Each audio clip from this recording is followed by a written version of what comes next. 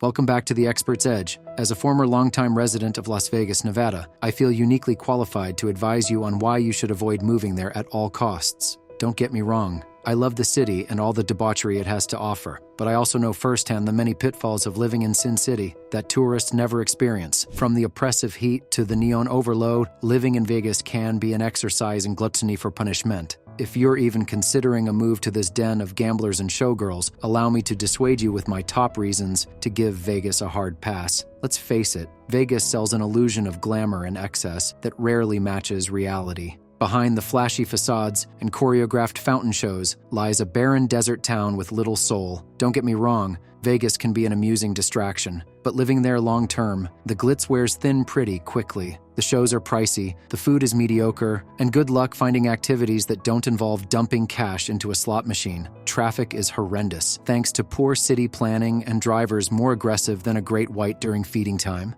The schools are overcrowded, understaffed, and about as nurturing as a maximum security prison. Housing prices have skyrocketed, and good jobs are scarcer than a royal flush. Vegas relies heavily on tourism, so the cost of living far outpaces wages. The city sucks you in with promises of fortune and fame, but spits you out broke, disillusioned, and suffering from a wicked hangover. Rather than the entertainment capital of the world, a more apt motto for Vegas might be, the city that takes all your money and hopes and dreams. If you value things like culture, nature, and meaningful human connections, Vegas will leave you with a hollow feeling inside. The neon may be bright, but Vegas is a dim bulb. My advice? Visit for a wild weekend getaway, then leave before the illusion is shattered like a gambler down to their last chip. Paradise found?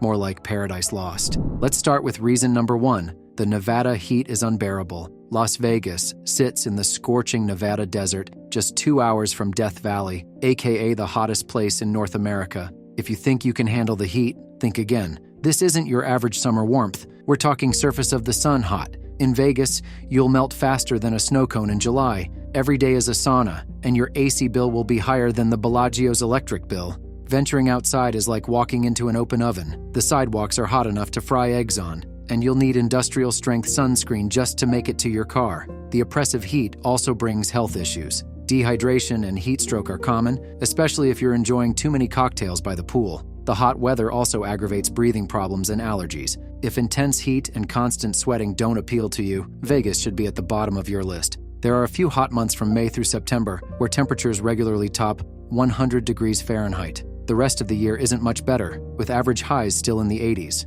The heat is inescapable, seeping into everything from the seat of your car to the walls of your home.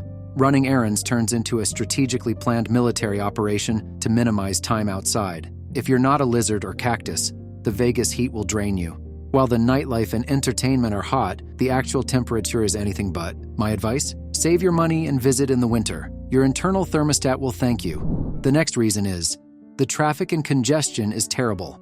Vegas traffic is the stuff of nightmares. As a local, the constant gridlock and bumper-to-bumper traffic will slowly chip away at your sanity. The roads were clearly designed by some masochistic city planner with a perverse sense of humor. There seems to be no logic or reason behind the spaghetti bowl of lanes, exits, and on-ramps that make up the Vegas freeway system. Rush hour lasts from about 6 a.m. to 2 a.m., and the aggressive driving will make you long for LA traffic.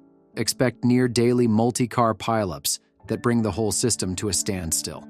Public transit is a joke, so you'll be stuck driving everywhere in the oppressive heat, AC blasting, as you creep along at 2 miles per hour, cursing the existence of every other driver. The environmentalist in me cringes at the amount of emissions being pumped into the air, though after a few months in Vegas, the planet will be the last thing on your mind. You'll be too focused on plotting the untimely demise of the idiot who just cut you off. Weekends are the worst, with tourists clogging the roads to get from their suburban casino to the Strip. Double-decker party buses will swerve wildly across multiple lanes of traffic because in Vegas, open container laws don't apply if there are strippers on board. If you value your sanity, find a place within walking or biking distance of work, or stock up on audiobooks, podcasts, and the patience of a saint.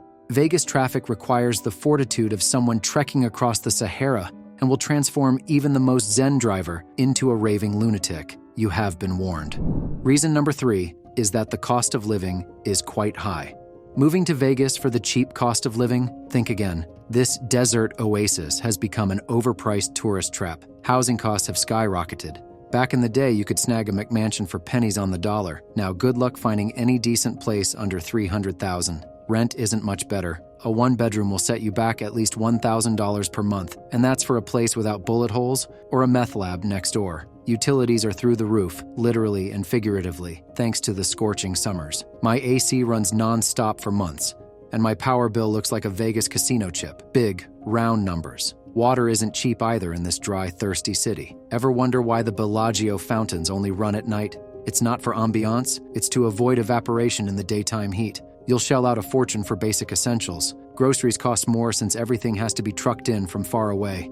Gas is always 20 to 30 cents higher per gallon. And don't get me started on the sales tax, 8.25% on everything from tampons to tires. At least we don't have a state income tax, but that's little solace. If you do move here, leave your vices behind. An evening out will empty your wallet faster than a one-armed bandit. Cocktails average $15 each, and a decent dinner for two will run you $100 or more. And of course, the casinos are happy to relieve you of your cash 24/7. The house always wins, remember? In the end, the entertainment capital of the world will entertain your bank account right into the poorhouse if you're not careful. My advice, save your money and visit Vegas. Don't live here unless you've got cash to burn. The thrill of Sin City wears off fast when the bills start rolling in. The next reason is, finding a good school district is difficult. Vegas schools are about as fun as a root canal without Novocaine. The Clark County School District is the 5th largest in the U.S., which means overcrowded classrooms and kids falling through the cracks.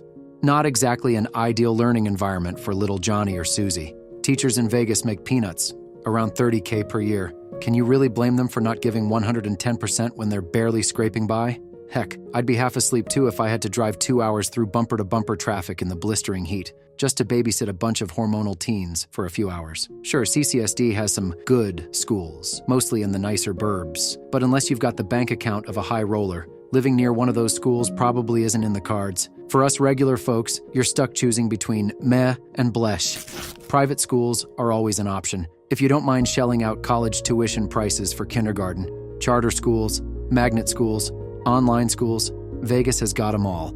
The options may seem appealing until you discover the waiting lists are longer than a Celine Dion show. Finding a decent school in Vegas is like searching for a needle in a stack of needles. Possible, but painful and frustrating. My advice, don't move to Vegas if you've got kids, unless you want them learning more about poker than physics. The schools here stink worse than a dead skunk in July. But hey, at least the kids will learn valuable life skills, like how to bluff their way out of trouble. So there you have it, friends. The top reasons I wouldn't pack my bags for Sin City. Sure, the flashy lights and wild nights can seem alluring, but don't be fooled. This desert oasis can quickly become a mirage once you're living there. Unless you've got a thing for 120-degree heat, casinos that never close, and living in a giant adult playground, I'd say look elsewhere. Vegas will always be there for a raucous weekend getaway, but making it your home long-term is a dicey proposition. My advice, enjoy this glittering gem of the Southwest in small doses, then happily return to your regularly scheduled non-Vegas programming. What happens in Vegas might stay there, but you don't have to.